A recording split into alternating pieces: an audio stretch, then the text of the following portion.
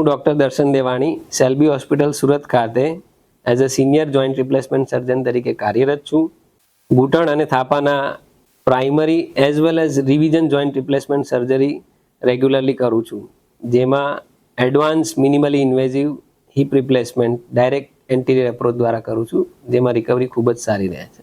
મારું વર્ક જો કહીએ તો મેજોરિટી ઘૂંટણના તેમજ થાપાના ઘસારાની જે એડવાન્સ મિનિમલી ઇન્વેઝિવ સર્જરી લાગે તો એ રેગ્યુલરલી કરું છું. તેમજ જેમને પણ રિપ્લેસમેન્ટ થયું હોય એ કેસીસ પછી રેર કેસમાં કોઈને ઇન્ફેક્શન લાગ્યું હોય કે સાંધામાં રસી થયું હોય તેમજ સાંધો જો ફેલ થઈ ગયો હોય તો એવા કેસીસને જે રિવિઝન સર્જરી લાગે એ પણ રેગ્યુલરલી કરું છું. આજનો આપણો આ સંપર્ક કરવાનો એટલો જ હેતુ છે કે ની રિપ્લેસમેન્ટ સર્જરી આજના સમયમાં ખૂબ જ પ્રચલિત છે. તમે પણ જોયું હશે કે આપણા સગાવાલા કે પાડોશીઓમાં કોઈ ની રિપ્લેસમેન્ટ કરાવ્યું હોય એવું સાંભળ્યું હશે અથવા તો તમે જોયું પણ હશે. ઘૂંટણના દુખાવાને લઈને કે ઘૂંટણના ઘસારાને લઈને જો તમને પણ ક્યારે ની રિપ્લેસમેન્ટની સલાહ મળી હોય તો દરેક દર્દીના મનમાં એક કોમન મૂંઝવણભર્યો ક્વેશ્ચન આવે કે શું મારે ની રિપ્લેસમેન્ટ કરાવવું જોઈએ. તો આજે આપણે એવા કેટલાક ચિહ્નો ડિસ્કસ કરીએ કે જેનાથી આપણે ખુદ જ નક્કી કરી શકીએ કે ભાઈ મારે ની રિપ્લેસમેન્ટ હવે કરાવી લેવું જોઈએ.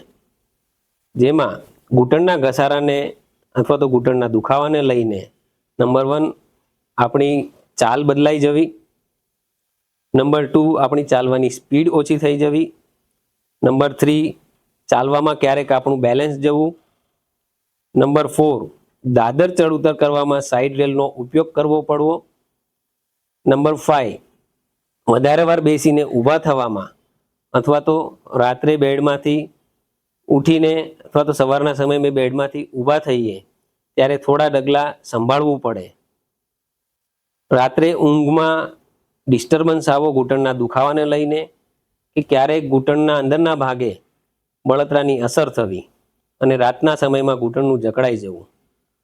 નંબર 7 આપણા જ રોજિંદા કામ માટે ઘૂંટણના દુખાવાને લઈને પેઇન કિલર્સ મેડિસિનનો સહારો લેવો પડવો.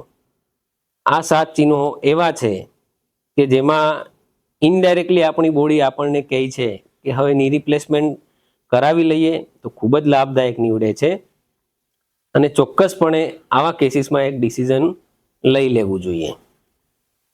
હજુ પણ તમને કોઈ ક્વેશ્ચન કે સવાલ હોય તો ચોક્કસપણે મારો સુરત સેલ્બી હોસ્પિટલ ખાતે સંપર્ક કરી શકો છો.